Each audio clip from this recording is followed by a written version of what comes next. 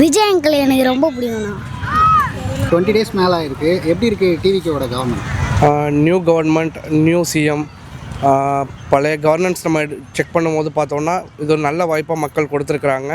இப்போது ஒரு 3-4 ஸ்கீம்ஸ் வந்துட்டு சைன் பண்ணியிருக்காங்க. அண்ட் அவங்களுக்கு இன்னும் கொஞ்சம் டைம் கொடுக்கணும்னு நான் எக்ஸ்பெக்ட் பண்ணுறேன். இன்னொரு 6 மந்த்ஸ் போனால் அந்த ஓட்டு போட்ட மக்கள் 1,75,00,000 மக்களுக்கான ஓட்டோட அந்த என்ன பேக்கப்போ அதை கண்டிப்பாக ஃபுல்ஃபில் பண்ணுவாங்கிற ஒரு கான்ஃபிடென்ஸ் நமக்கு இருக்குது. ஏன்னா யங்ஸ்டர்ஸான மினிஸ்டர்ஸ் இருக்காங்க. அண்ட் மோர் ஓவர் வந்துட்டு majorly they are completely focusing on ladies welfare. அதனால் வந்துட்டு எல்லாம் ட்ரஸ்ட் பண்ணி என்ன விஜய் பிலீவ் பண்ணி நம்மளோட சிஎம்ஐ பிலீவ் பண்ணி ஓட்ஸ் போட்டாங்களோ அதை கண்டிப்பாக வந்துட்டு அவர் ட்ரஸ்ட் ஊற்றி காப்பாற்றுவார், நல்ல ஒரு ஆட்சி கொடுப்பாருன்னு நம்பிக்கை எல்லாருக்குமே இருக்குது. ஐ டு பிலீவ் த சேம். அவர் வந்து பார்த்திங்கன்னா இந்த லா அண்ட் ஆர்டர் இஷ்யூ வந்து ரொம்ப இருக்குதுன்னு சொல்லி தான் அதிகமாக ஓட் கேட்குறது யூஸ் பண்ண வார்த்தை. இவர் வந்த பிறகும் அந்த 20 டேஸாக அது கண்டினியூ ஆகிட்டு இருக்குல்ல, அது வந்து எல்லோரும் கேள்வி எழுப்புறாங்க. ஸோ இது வந்துட்டு என்னென்னா நம்ம ஈச் அண்ட் எவ்ரி ஒன் வந்துட்டு எல்லா ஒரு வீட்டு பெண்களையும் நம்ம வீட்டு பெண்களாக நினச்சா எந்த ஒரு பாதிப்புமே கிடையாது. அந்த மாதிரி ஒரு சில தவறான வழிமுறைகளால் தான் இப்போ திரும்ப இந்த க்ரைம்ஸ் இன்க்ரீஸ் ஆகிட்டு இருக்குது. அதுக்கான ஸ்டெப்ஸ் அண்ட் ஆக்ஷன்ஸ் அவங்க எடுத்துகிட்டு தான் இருக்காங்கன்னு நானும் ஜேர்னல்ஸில் படிக்கிறோம், ஆன்லைன்ஸில் பார்க்குறோம். அண்ட் இது வந்துட்டு இமீடியட்டாக ஸ்டாப் பண்ணுற க்ரைமான்னு நம்ம ஜட்ஜாக சொல்ல முடியாது. பட் ஆனால் டெஃபினட்டாக இந்த கவர்மெண்ட் ஆக்ஷன்ஸ் எடுத்து டெஃபினட்டாக இதுக்கு ஒரு ஆக்ஷன் பிளான் எடுப்பாங்க. கண்டிப்பாக இந்த மாதிரி க்ரைம்ஸ் நிறைய குறையும். அண்ட் மோரோவர் நாங்களும் என்ன எக்ஸ்பெக்ட் பண்ணுறோமோ ஆஸ் அ பப்ளிக் சிவியரான ஆக்ஷன்ஸ் தேவைப்படுது. இப்போ கூட ஒரு சின்ன குழந்தைய வந்துட்டு கோயம்புத்தூரில் வந்துட்டு அந்த மாதிரி ஒரு பர்சன் வந்துட்டு ப்ரூட்டலாக மர்டர் பண்ணார் ஆஃப்டர் எ ரேப். பட் அதுக்கான சிவியரான ஆக்ஷன் என்னன்னு கேட்டால், ஸோ ஜெயிலில் வச்சு ஒரு 15 டேஸ் அவருக்கு வந்துட்டு நல்ல ஒரு ஃபுட் கொடுத்து அந்த ஷெல்டர் பண்ணி அதுக்கப்புறம் ஜட்மெண்ட் கொடுக்கறது நம்மளோட லாவாக இருந்தாலுமே பெண்களோட சேஃப்டின்னு வரும்போது, குழந்தைங்களோட சேஃப்டின்னு வரும்போது ஏதாவது ஒரு ப்ரூட்டல் ஆக்ஷன் கவர்மெண்ட்டே எடுத்தால் தான் எல்லாருக்கும் பயம் வரும். அண்ட் மோரோவர் க்ரைம்ஸ் இன்க்ரீஸ் ஆகிட்டு போட்டுட்ருக்காங்க. இது எல்லாமே வந்துட்டு இந்த ஆட்சினால கிடையாது. அது யூஸ்வலாக வந்துட்டு எல்லா கவர்னன்ஸ்லையுமே வந்துட்டு நம்ம ரிப்போர்ட்ஸ் எடுத்து பார்த்தோன்னா போலீஸ் ரெக்கார்ட்ஸ் மந்த்லி வந்துட்டு நிறைய கம்ப்ளைண்ட்ஸ் ரைஸ் ஆகிட்டு தான் இருக்குது. மர்டர்ஸ், அது இல்லாமல் நிறையா நான் வயலன்ஸ் கேசஸ் நிறையா ஃபைல் ஆகிட்டு தான் இருக்குது. பட் இது நியூ கவர்மெண்ட் ஆட்சிக்கு வந்ததுனால அது ஒரு பெரிய பிம்பமாக பார்த்துட்டு இருக்காங்க எல்லாமே. உதயநிதி என்ன சொல்கிறாருன்னா, நீங்கள் இது லா அண்ட் ஆர்டர்லாம் என்னென்னு தெரிஞ்சுட்டு வர்றதுக்குள்ளே தமிழ்நாடு எப்படி இருக்குன்னே தெரியலையே சிஎம் சார் அப்படின்னு கேள்வி. இன்னொன்று அவங்களுக்கு வந்துட்டு ஒரு 15-20 டேஸில் வந்துட்டு மக்கள் அவங்க மேலே நம்பிக்கை வச்சுருக்காங்க. டெஃபினட்டாக வந்துட்டு டைம் கொடுத்து தான் பார்ப்போமே. கண்டிப்பாக வந்துட்டு மக்களோட எதிர்பார்ப்பு என்னவோ கண்டிப்பாக வந்துட்டு இந்த ஆட்சி நிச்சயமாக நிரூபிப்பாங்கங்கிற நம்பிக்கை நமக்கும் இருக்குது. பப்ளிக்காக நாங்களும் ரொம்ப எக்ஸ்பெக்ட் பண்ணிட்டு தான் இருக்கோம். பார்ப்போம். கண்டிப்பாக வந்துட்டு நல்ல ஒரு ஆட்சி இருக்கும், மக்களுக்கான பாதுகாப்பான ஒரு சிஸ்டமை வந்துட்டு பில்ட் பண்ணுவாங்கிற ஒரு ட்ரஸ்ட் எனக்கு இருக்குது. நம்ம எல்லாருமே அதே பிலீவ் பண்ணுவோமே. தேங்க்யூ. விஜயோட ஆட்சி வந்து ஒரு 20 டேஸ் கிட்ட ஆகிட்டு இருக்கு. எப்படி ஆட்சி நடந்துட்டு இருக்குன்னு நினைக்கிறேன்? ஆட்சி பார்த்தீங்கன்னா நல்லா தான் நடந்துகிட்ருக்கு. ஃபஸ்ட்டு இந்த ஒரு 10 நாள்லேயே வந்து நிறைய மாற்றம்லாம் நிறைய பண்ணிட்டாரு. நானும் விஜய் ரசிகர் தான். ஓட்டு போடுறது விஜய் இதுக்காக ரசிகர்ன்றதில் தான் ஓட்டு போட்டோம். பட் இப்போ அரசியல் இதுவாக பார்த்தீங்கன்னாலும் எல்லாமே நல்லா தான் பண்ணிகிட்ருக்காரு.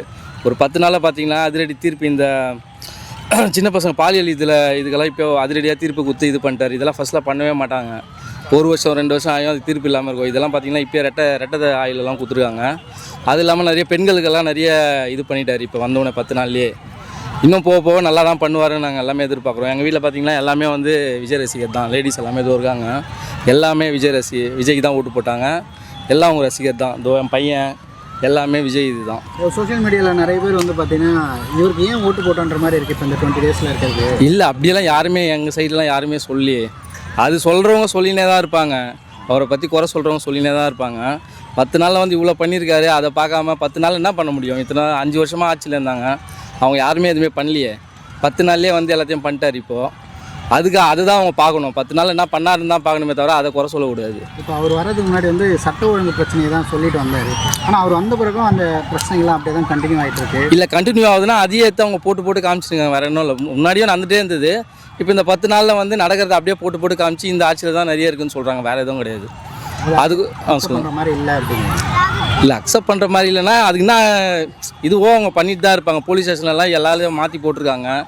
எல்லாமே பண்ணுறோம். கூடிய சீக்கிரம் கொஞ்சம் டைம் கொடுத்து பார்க்கணும், அவ்வளோதான். பொதுமக்களுக்கு என்ன சொல்கிறேன்னா கொஞ்சம் டைம் கொடுத்தா தானே தெரியும்.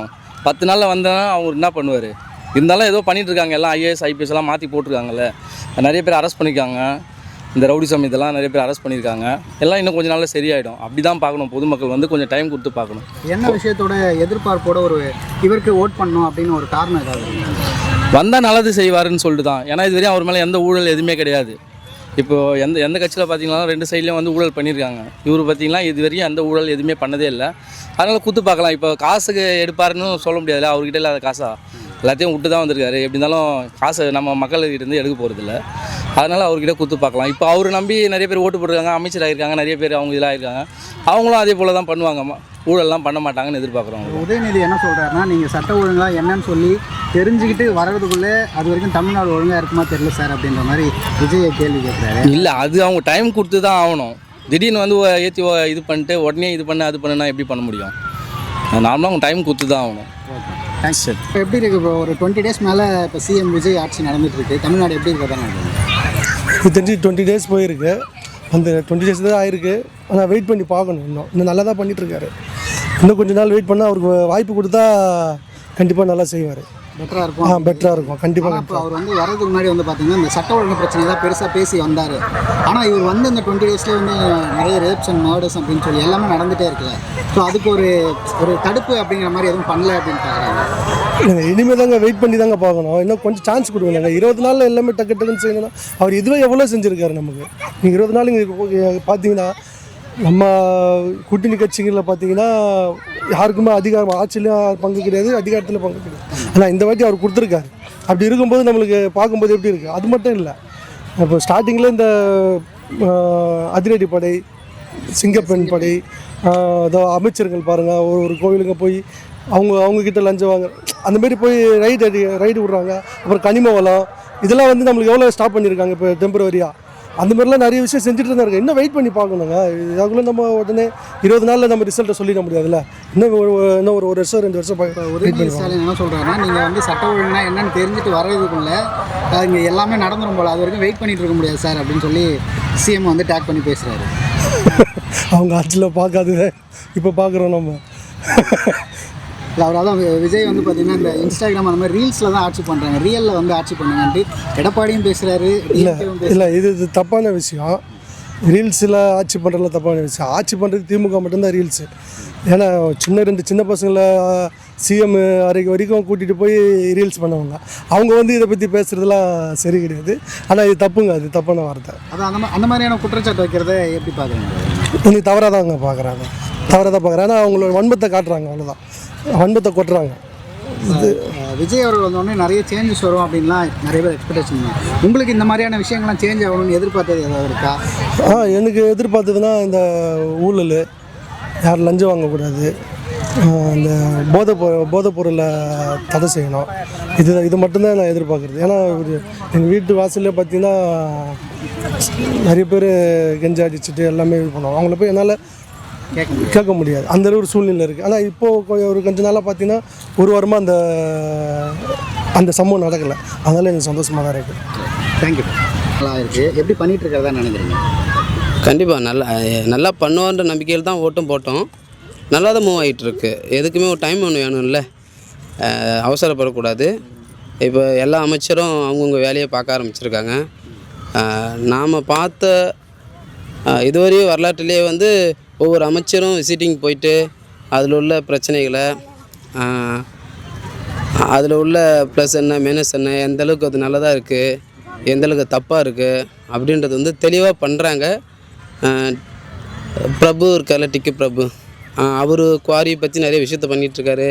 அதுமாதிரி அறநிலைத்துறை அமைச்சர் ரமேஷ் அவரும் வந்து நிறைய விஷயத்த விசிட்டிங் பண்ணுறாரு. சுகாதாரத்துறை எல்லா துறையும் சரி, எல்லா துறையும் அவங்கவுங்க வேலையை பார்க்க ஆரம்பிக்கிறாங்க, நல்லா பண்ணுறாங்க. இன்னும் கொஞ்சம் வெயிட் பண்ணோம்னா இன்னும் பெட்டரான ரிசல்ட் கிடைக்கும், நிறைய மாற்றங்கள் மாறும். விஜய் வரதுக்கு முன்னாடி வந்து சட்ட ஒழுங்கு பிரச்சனை தான் பெருசாக பேசி சொல்லி வந்தார். ஆனால் அவர் வந்ததுலேருந்தே அது ரொம்ப பெருசாக தானே நடந்துட்டுருக்கு. அதாவது சேஞ்சஸ் அப்படிங்கிறது இல்லாமல் தானே இருக்குது. சேஞ்சஸ் இல்லாமல் இல்லை, அவர் எல்லா ஆர்டர்ஸும் போட்டுக்கிட்டு தான் இருக்கார். எந்த ஆட்சி வந்தாலும் சட்ட ஒழுங்கு பிரச்சனை நடக்க தான் செய்யும், நடந்துக்கிட்டு தான் இருக்குது. நம்ம எந்த அளவுக்கு வந்து கட்டுக்கோப்பாக வந்து அதை ஹேண்டில் பண்ணுறது தான் ஒன்று இருக்குது.